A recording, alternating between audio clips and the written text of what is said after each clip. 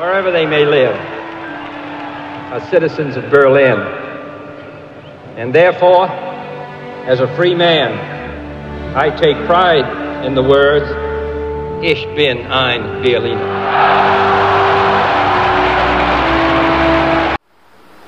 ఆత్మీయులైనటువంటి JCTV మరియు సత్య TV ప్రేక్షకులకు నమస్కారం. ప్రపంచంలో చాలా రకాలైనటువంటి వింతలు విశేషాలు జరుగుతూ ఉంటాయి. మన పాతకాలంలో జరిగినవి ఈరోజు చాలామందికి తెలియదు. సో అలాంటివి తెలియచేయాలనే ఉద్దేశంతో ఆగస్టు 2, 1943 సంవత్సరంలో ఒక వింత జరిగింది. అదేంటంటే జాన్ ఎఫ్ కెనడీ అంటే అమెరికన్ ప్రెసిడెంట్ కాకముందు ఆయన కూడా నేవీలో పనిచేసేవారు. అంటే డిఫెన్స్లో పనిచేయటం అమెరికన్స్లో ఫస్ట్ అదే ప్రయారిటీ. సో ఆ పనిచేస్తున్నప్పుడు ఒక జపాన్ వార్షిప్ ఆయన ప్రయాణిస్తున్నటువంటి బోటుని హిట్ చేయటం వల్ల ఆయన ప్రమాదంలో పడ్డారు. తర్వాత దాని నుంచి ఎలా బయటపడ్డారు, ఇవన్నీ కూడా ఒక ఆసక్తికరమైనటువంటి విషయాలు. ఇలాంటి విషయాలన్నీ కూడా ప్రముఖ విశ్లేషకులు గోపాలకృష్ణ గారు మనకి వివరించడానికి మన స్టూడియోకి వచ్చారు. సో ఆయన మాటల్లో ఆయన అంతరంగాన్ని తెలుసుకునే ప్రయత్నం చేద్దాం. నమస్కారం అండి గోపాల్. నమస్కారం కృష్ణప్రసాద్ గారు. ఇందాక నేను చెప్పాను కదా John F Kennedy.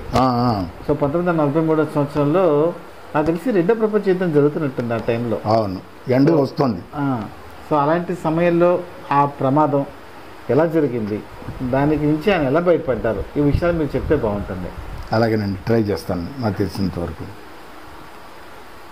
John F Kennedy American యుఎస్ఏకి 35వ ప్రెసిడెంట్ కింద చేశారండి. ఈ ఇన్సిడెంట్ ఎప్పుడు జరిగిందంటే 1943 ఆగస్టు 2 జరిగింది ఇన్సిడెంట్. సెకండ్ వరల్డ్ వార్ జరుగుతోంది. అప్పుడు కంపల్సరీ ఏంటంటే ప్రతి వాళ్ళు ఏదో ఒక ఫోర్స్లో జాయిన్ అవ్వాలి. ఆర్మ్డ్ ఫోర్సెసా, ఎయిర్ ఫోర్సా, నేవల్ ఫోర్సా అని. ఇప్పుడు ఫాదరు జాన్ ఎఫ్ కెనడీ కూడా ఫాదర్ కూడా కెనడీ కూడా సీనియర్ కెనడీ, ఆయన కూడా నేవీలో చేరమని, ఆయన నేవీలో పనిచేశాడు ఇదివరకు. ఆ ఇంట్రెస్ట్తో ఈయన కూడా నేవీలో చేరమన్నాడు. సో ఈయన నేవల్ ఫోర్స్లో జాయిన్ అయ్యాడు. ఆ టైంలో జపాను పెరల్ హార్బర్ మీద బాంబ్స్ వేయటం ఇవన్నీ జరుగుతున్నాయి కదా. దీనికి కొంచెం ముందు జరిగింది ఇన్సిడెంట్. పసిఫిక్ ఐలాండ్స్, పసిఫిక్ సముద్రంలో ఉంది జపాన్ ఐలాండ్స్. దానికి అవతల సాల్మన్ ఐలాండ్స్ అన్నీ ఉన్నాయి. సాల్మన్, కొలంబంగారా అని, గురు అని, తర్వాత నీరు అని, ఇలా ఏవో కొన్ని ద్వీపాలు ఉన్నాయి. అవన్నీ కలిపి సాల్మన్ ఐలాండ్స్ అంటారు అన్నమాట. అక్కడ డ్యూటీకి వేశారు కెనడీని. డ్యూటీకి వచ్చి డ్యూటీకి రిపోర్ట్ చేశారు. PT 109 అనేది ఏంటంటే ఆయన పనిచేసిన బోటు పేరండి ఇది. PT అంటే పెట్రోల్ టార్పెడో బోట్ అనమాట. అంటే చిన్న సైజు పెద్ద బోటే, మరీ చిన్నది కాదు. దాని మీద టార్పెడోస్ ఇవన్నీ పెట్టుకోవడానికి ఉంటాయి. 8 వార్షిప్స్ని కూర్చోడానికి ఉపయోగపడేది అనమాట. ఇది డిస్ట్రాయర్ కాదు. డిస్ట్రాయర్ అంటే షిప్పులు అవి, వార్షిప్స్ అవి. ఇది బోట్ లాంటిదే. బోట్ లాంటిదే, బోట్ మీదే టార్పెడోస్ ఇవన్నీ పెట్టుంటాయి. మొబైల్ ఫాస్ట్గా వెళ్ళిపోతాయి. ఇవి షిప్పులు అంత ఫాస్ట్గా వెళ్ళలేవు కదా, అందుకని టార్గెట్ చేయడానికి అనమాట. సాల్మన్ ఐలాండ్స్ దగ్గర పెట్టారు.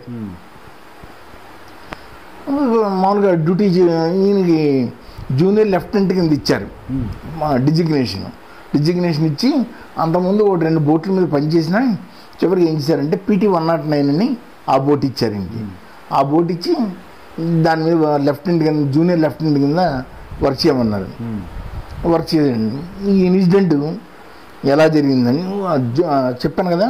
August 2nd, 1943 మిడ్ నైట్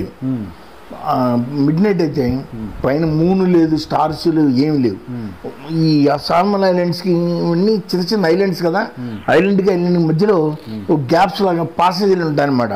ఓ పాసేజ్ దగ్గర వీళ్ళు కాపలా కాస్తారు. వీళ్ళు PT 109, PT 162, PT 157 ఈ 3 బోట్లు ఓ డ్యూటీ అనమాట. దీనికి కమాండర్ ఎవరంటే జాన్ ఎఫ్ కెనడీ. అర్ధరాత్రి 12:30 ఆ ప్రాంతాలు అయ్యింది. ఆ ప్రాంతాలు అయ్యేటప్పటికి అంత కొంచెం పొగమంచు కింద ఉంది వాతావరణం, కొంచెం పొగమంచు కింద ఉంది. ఒక ఇంజిన్ రన్ అవుతుంది బోట్ది, మిగతా ఆపేశారు. ఎందుకంటే ఆ సౌండ్కి ఎనిమిస్కి ఏమన్నా తెలుస్తుందని. సో దానికి మఫ్లర్స్ ఉంటాయి ఇంజిన్స్కి, సౌండ్ రాకుండా. ఇంతలోకి కొంచెం చీకటిగా అనిపిస్తూ ఉంటుంది, అసలే చీకటి, ఇంకా డార్క్గా అనిపిస్తూ ఉంటుంది అనమాట. ఏంటని చూసే లోపల ఏదో బోట్ లాంటిది వస్తూ ఉంటుంది అనమాట. తీరా చూస్తే అది బోట్ కాదు, జపనీస్ డిస్ట్రాయర్ షిప్, అమ్మగిరి దాని పేరు. తర్వాత తెలిసింది అమ్మగిరి అని. వీళ్ళు రియాక్ట్ అయ్యి దాన్ని కొడదాం అనుకునే లోపల, టార్గెట్ ఫిక్స్ చేసి కొడదాం అనుకునే లోపల అది వచ్చి దీన్ని గుద్దేస్తుంది. 300 meters అంటే ఎంతండి వార్షిప్, అది ఫుల్ రేంజ్లో ఫుల్ స్పీడ్లో వస్తుంది. గుద్దు పడేసింది. అంటే వాళ్ళు తెలిసండి ఇది ఉన్నట్టు, లేదా వాళ్ళు తెలియకుండా గుద్దేశారా అంటే ఒకటి. తర్వాత ఈ అమ్మగిరి క్రూస్ని వాళ్ళు తర్వాత ఇంటర్వ్యూ చేశారు ఈ బుక్ రాసేటప్పుడు. అప్పుడు వేస్తే ఆ కమాండర్ చెప్పాడు, దగ్గరికి వచ్చిన చూసాం మేము, కావాలని గుద్దేశామని చెప్పాడు. ఎనిమిది అది ఎవరో మాకు తెలియదు కదా, మమ్మల్ని మీరు అలాగే చేసేవాళ్ళు కదా, అందుకే మేము హిట్ చేసామని చెప్పాడు. అప్పటికి స్ట్రైట్గా వచ్చి ఈ బోట్ ఇలా ఉంటుంది, షిప్ ఇలా వస్తుంది అనమాట, మధ్యలో కొట్టిపడేసేపటికి అంత బోట్ కూడా 2 ముక్కలు అయిపోతుంది. 2 ముక్కలు అయిపోయి ఓ పార్ట్ పెట్రోల్తో నడిచే బోట్లు అండి ఇవి. పెట్రోల్తో నడిచే బోట్లు హిట్కి మంటలు వచ్చేసాయి, బర్న్ అయిపోతాయి, మంటలు వచ్చేసాయి. కరెక్ట్గా అది ఎక్కడైతే కొట్టుకుందో ఆ ఏరియాలో 2 sailors వాళ్ళు అక్కడక్కడే స్పాట్ డెడ్, వాళ్ళ బాడీస్ కూడా దొరకవు, పచ్చడైపోతాయి అన్నమాట. తర్వాత కెనడీ మిగతా క్రూ అంతా ఓ వైపు ఉంటారు, వాళ్ళు నదిలో అది సముద్రంలో పడిపోతారు, తేలుతూ ఉంటారు. అంత క్లిష్ట పరిస్థితుల్లో కూడా ఏం చేస్తారంటే షిప్ వెళ్ళిపోతుంది, కొట్టేస్తుంది, వెళ్ళిపోతుంది, ఆగదు, అదేం ఆగదు. అయ్యేటప్పటికి అందరినీ పేరు గ్రెగరీ అని, మెగ్గారీ అని, రాస్ అని ఇలా అందరినీ పిలుస్తూ ఉంటాడు. ఇక కొంతమంది పరుగుతారు. అందులో ఒక అతనికి రాస్కి ఎవరికి బాగా ఒళ్ళంతా కాలిపోయి ఉంటుంది అనమాట. అలాగే లైఫ్ బోట్లు ఉంటాయి కదా, ఆ లైఫ్ బోట్లు జాకెట్కి ఇలా బెల్ట్ లాంటిది ఉంటే ఆ బెల్ట్ లాంటిది నోట్లో పెట్టుకుని జాన్ ఎఫ్ కెనడీ ఇంకా ఆల్టర్నేట్ ఏంటి, ఈ హిట్ చూసి ఫ్లేమ్ చూసి ఏదైనా బోట్లు వస్తాయేమో చూస్తారు. ఏ బోట్లు రావు. ఇంకా 2 kilometers 3 kilometers ల్యాండ్ ఉంది, ల్యాండ్కి వెళ్ళాలి. ఈ మిగతా వాళ్ళు అతి కష్టం మీద ఈ ఒళ్ళు కాలిపోయిన అతన్ని కెనడీ పట్టుకుని మొత్తం అలా ఈదుకుంటూ ఐలాండ్ దగ్గరికి వస్తారు. వచ్చేవాడికి ఇంకా ఓపిక ఆ హిట్ వల్లే ఆ తర్వాత కెనడీ లైఫ్ ఆరోగ్యం దెబ్బతింటానికి కారణం ఆ యాక్సిడెంటే. ఎగిరి అవతల పడతాడు, ఎగిరి అవతల పడేటప్పటికి ఆ బ్యాక్ బోన్ దెబ్బతింటుంది. అది జీవితాంతం కెనడీని వేధించింది. ఆ బ్యాక్ బోన్ ఇన్సిడెంట్, ఆ పెయిన్ జీవితాంతం వేధించింది. కొంతమంది ఏంటంటారంటే అది మ్యారీడ్ లైఫ్ కూడా ఎఫెక్ట్ చేసింది అంటారు. ఏమంటే ఈ ఐలాండ్కి వస్తారు. దీనికి అవతల దగ్గరలో ఉన్న ఐలాండ్ పేరు కొలంబంగారం అని ఐలాండ్. అందులో జపనీస్ వాళ్ళు ఉంటారు. ఆ జపనీస్ వాళ్ళు ఉన్నదానికి వెళ్ళకూడదని చెప్పి ఇంకోటి పక్కన గురు ఐలాండ్ అని ఏదో ఉంటుంది, దానికి వస్తారు. అది బ్యారన్ ఐలాండ్, ఏం ఉండవు, మంచినీళ్ళు దొరకవు, ఏం దొరకవు. ఏదో మొత్తాన్ని బతకాలి కదా, బతకాలని ఐలాండ్కి వస్తారు. ఐలాండ్కి వచ్చి మళ్ళీ ఆ రోజంతా వెయిట్ చేసి జపనీస్ షిప్స్ ఏమైనా తిరుగుతున్నాయా, వీళ్ళ బోట్లు ఏమైనా వీళ్ళ గురించి వస్తున్నాయా లేదని వెయిట్ చేస్తారు. దొరకదు. మళ్ళీ రాత్రి ఏం చేస్తారంటే కెనడీ అక్కడి నుంచి ఇంకొక ఐలాండ్ ఉంటుంది దగ్గరలో. ఐలాండ్ కొంచెం ఫెర్టైల్ ఐలాండ్ అనమాట. దానికి వెళ్దామని ఈ లోపల బోట్లు ఈ మార్సేజ్ నుండే వెళ్తూ ఉంటాయి, అమెరికన్ బోట్స్ ఉంటాయేమో అని చూస్తాడు. అవి కూడా దొరకవు. మళ్ళీ మరుసటి రోజు ఏం చేస్తాడంటే ఈ ఐలాండ్ నుంచి ఆ ఐలాండ్కి ఈదుకుంటూ వెళ్తాడు. అన్నీ 1 కిలోమీటర్ 2 కిలోమీటర్లు ఆ డిస్టెన్స్లో ఉన్న ఐలాండ్స్ అనమాట అవన్నీ. వెళ్తాడు. వెళ్తే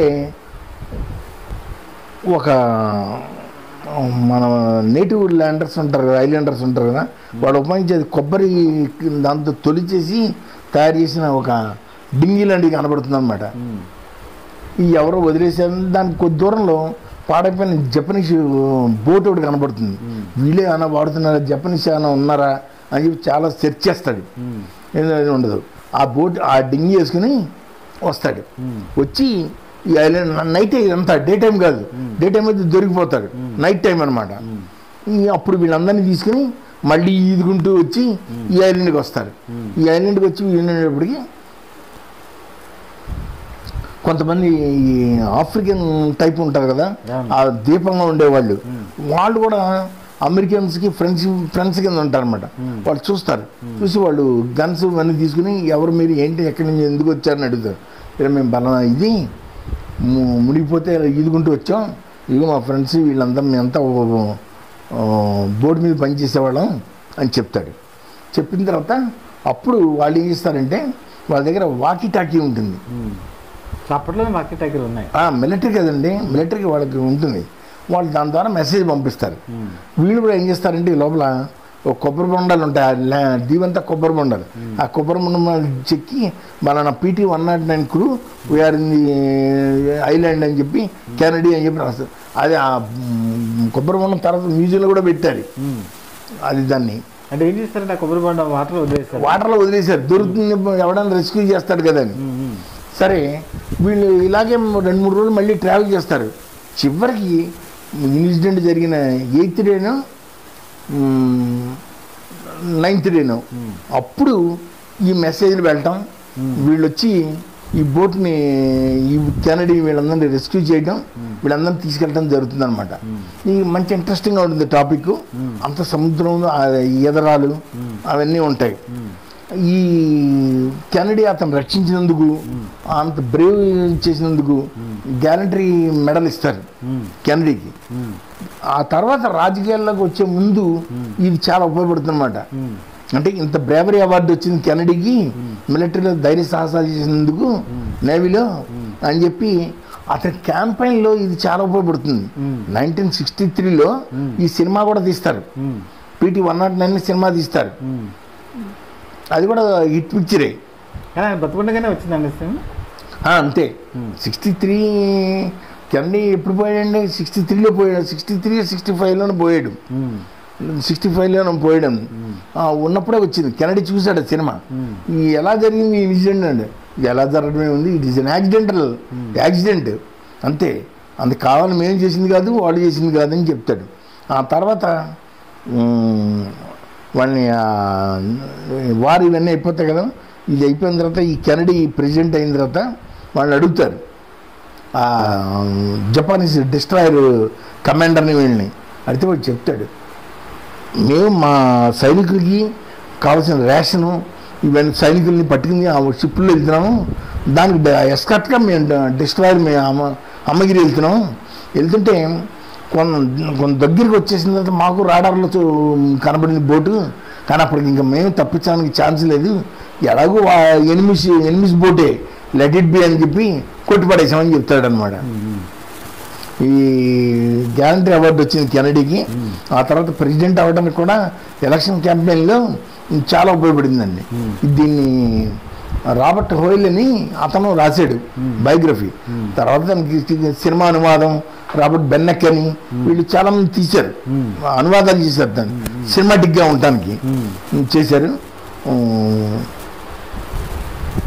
గ్యారంటీ అవార్డు వచ్చిందని చెప్పాను కదా. దాని తర్వాత అమెరికన్ ప్రెసిడెన్షియల్ ఎలక్షన్స్ 62లో క్యాంపెయినింగ్, 63లో అమెరికన్ ప్రెసిడెంట్ అవడం, 65లో 65లో కెనడీని షూట్ చేయడం ఇవన్నీ జరిగాయండి. కానీ ఆ షూట్ చేయడం కూడా చాలా అప్పట్లో చాలా ఇదిగా సెన్సేషన్ అయినట్టుంది కదండి. అవునండి, ఆయన టెక్సాస్ టూర్కి వచ్చాడండి. టెక్సాస్ టూర్కి వచ్చి వెళ్తున్నాడు. వద్దు, ఓపెన్ టాప్ కారు వాడద్దన్నారు. బుల్లెట్ ప్రూఫ్ కారు వాడండి, మీ మీద అటెంప్ట్ జరుగుతుందని ఇన్ఫర్మేషన్ వచ్చింది, వద్దని చెప్పారు. అయినా ఎందుకు ఆ టెక్సాస్ కొంచెం డెమోక్రాట్స్ వీక్ అనమాట. టెక్సాస్ డెమోక్రాట్ పార్టీకి వీక్, రిపబ్లికన్ స్ట్రాంగ్. వద్దని చెప్తే ఈయన ఏం చేశాడు, కొంత దూరం బుల్లెట్ ప్రూఫ్ ప్రయాణించాడు. చావు రాసి పెట్టిందండి. వాళ్ళు వచ్చిన తర్వాత మరి ఏ టెక్నికల్ రీజనో ఏంటో తెలియదు, దాని నుంచి వదిలేసి ఓపెన్ టాప్లోకి మారాడు. ఓపెన్ టాప్లో మారి వెళ్తుండగా 3 అంతస్తుల బిల్డింగ్ నుంచి షూట్ చేశాడు. పేరు ఆస్వాల్డ్ అండి. ఆస్వాల్డ్ షూట్ చేశాడు. వెంటనే కారణం చేశారు, చేసి మొత్తం అంతా వెతికారు. తర్వాత దొరికాడు. ఏంటంటే ట్రైల్ జరగబోతుండగా ఈ ఆస్వాల్ని కూడా చంపేశారు. కెనడీ ఫ్యామిలీలో 2 చచ్చిపోయారండి. కెనడీ తమ్ముడు రాబర్ట్ కెనడీ ఉన్నాడు. ఆ రాబర్ట్ కెనడీ కూడా ప్రెసిడెన్షియల్ ఎలక్షన్స్ ప్రిలిమినరీస్ ఉంటాయి కదా, ఆ ప్రిలిమినరీస్ లో నెగ్గుతాడు. నెగ్గి ఇంక ప్రెసిడెన్షియల్ ఎలక్షన్ జరుగుతుందనగా అతను కూడా షూట్ చేశారు. ఇలాగేనండి, అదే వేరే విధంగా డైరెక్ట్ గా ఎలక్షన్ క్యాంపెయిన్ అవుతుండగా అతన్ని కాల్ చంపేశారు. ఇదండి ఈ నవల PT 109 అని. దీని తెలుగులో మన ముళ్ళపూడి వెంకటరమణ గారు దీన్ని తెలుగులోకి అనువదించాడు. చాలా బాగుంటుంది, చాలా ఇంట్రెస్టింగ్ ఉంటుంది. సమయాభావంలో అంతా చెప్పడానికి వీలు పడదు కదా, క్లుప్తంగా చెప్పాను. తెలుగులో కూడా PT 109 వస్తుంది. అంతే, PT 109 అంతే, అలాగే వస్తుంది. సినిమా పేరు కూడా PT 109. ఇప్పుడు మీరు చెప్పినట్టు PT 109తో పాటు ఇప్పుడు మీరు చెప్పినట్టు జాన్ ఎఫ్ కెనడీ ఇప్పుడు ఆస్ఫాల్ట్ కాల్చారు చూసారా, అది కూడా సినిమా వచ్చినట్టుంది. జాన్ ఆఫ్ కెనడీలోనే వచ్చినట్టుందండి. అది కూడా నేను చాలా నేను చూసి గుర్తులేదు. జాన్ ఆఫ్ కెనడీ దాంట్లోనే వచ్చినట్టుంది. అవును, ఎందుకంటే అది అప్పట్లో ఆయన కారు వేగం, తర్వాత ఆయనకు వెళ్తున్నటువంటి ప్లేసు ఎక్కడో థర్డ్ ఫ్లోర్ లో ఉన్నతను ఎస్టిమేషన్ వేసి అలా చేయడం అనేది క్యాలిక్యులేషన్ అప్పట్లో పెద్ద సెన్సేషన్ అయింది. అది చాలా సెన్సేషన్. అవి టెలిస్కోపిక్ గన్ అండి. టెలిస్కోప్ గన్ను, దానికి కారు ఎంత స్పీడ్ లో వెళ్తుంది, టార్గెట్ ఎంత దూరంలో ఉంది, ఏ క్షణం ఎంత, ఈ స్పీడ్ ఆ స్పీడ్ మ్యాచ్ ఎక్కడ అవుతాయి, ఇవన్నీ సెట్ చేసి, అంటే కంప్యూటర్స్ లేవు ఇప్పుడు, మెకానికల్ అని సెట్ చేసి కరెక్ట్ గా ఆయన టెంపుల్లో తగిలిందండి. టెంపుల్లోనూ బిహైండ్ ది స్మాల్ బ్రెయిన్ అక్కడే స్పాట్ డెడ్. పక్కనే వైఫ్ కూడా ఉన్నారు. పక్కనే వైఫ్ ఉంది. వైఫ్ తో మాట్లాడుతూనే వెళ్తున్నాడు. ఎప్పుడైతే బుల్లెట్ అయిందో డియర్ అంటూ ఏదో అని ఇలా పడిపోయాడు. అంతే ప్రాణం పోయింది. అది ఒక విధంగా అమెరికాలో ఇప్పటికీ చాలా సెన్సేషన్ కింద చెప్పుకుంటారు. అవునండి, సెన్సేషన్ కింద చెప్పుకుంటారు. ఆ తర్వాతే ప్రెసిడెంట్కి ఎక్కువ భద్రత కల్పించడం కూడా తర్వాత నుంచే మొదలైనట్టు. అప్పటికీ ఉండేదండి. అమెరికన్ ప్రెసిడెంట్కి ఉన్న సెక్యూరిటీ ఎవరికి ఉండదు. కానీ ఏంటంటే దురదృష్టం ఏంటంటే పగలో ఉండగా ప్రాణాలు కోల్పోయిన వాళ్ళు 2-3 ఉన్నారు. Abraham Lincoln, John F Kennedy, ఇంకోళ్ళు ఎవరో ఉన్నారు. అందుకని బీఫ్ చేశారనమాట. కంపల్సరీగా ఓపెన్ టాప్ లో వెళ్ళడానికి వీల్లేదు. బుల్లెట్ ప్రూఫే ఉపయోగించాలి. ఇప్పుడు దాన్ని బీస్ట్ అన్నారు. ఇప్పుడు ఆ వాడే వెహికల్ ని బీస్ట్ అన్నారు. అమెరికన్ ప్రెసిడెంట్ వాడే వెహికల్ ని చాలా బీఫ్ అప్ చేశారు సెక్యూరిటీని. ఎటువంటి వాళ్ళని కూడా రాని దగ్గరికి అసలు ముందు ప్రేయర్ అప్రూవల్ లేకుండా ఎవరిని దగ్గర రానివాడిని. అది చాలా అద్భుతంగా చెప్పారండి. యాక్చువల్గా మీరు ఇలాంటి విషయాలు, ఆసక్తికరమైన విషయాలు మా ఛానల్ ద్వారా యూట్యూబ్లో ఉన్నటువంటి ఆత్మీయులైనటువంటి ప్రేక్షకులందరికీ కూడా ప్రపంచవ్యాప్తంగా తెలియజేసినందుకు ధన్యవాదాలండి. చాలా మంచి సబ్జెక్టుని చెప్పినందుకు, ఇలాంటి మంచి సబ్జెక్టుతో మరిన్ని వివరాలు మాకు అందిస్తారని ఆశిస్తూ మీ విలువైన సమయాన్ని మాకు కేటాయించినందుకు మా ఛానల్ తరఫున మీకు మరొకసారి ధన్యవాదాలు తెలియజేసుకుంటూ సెలవు తీసుకుంటున్నాను.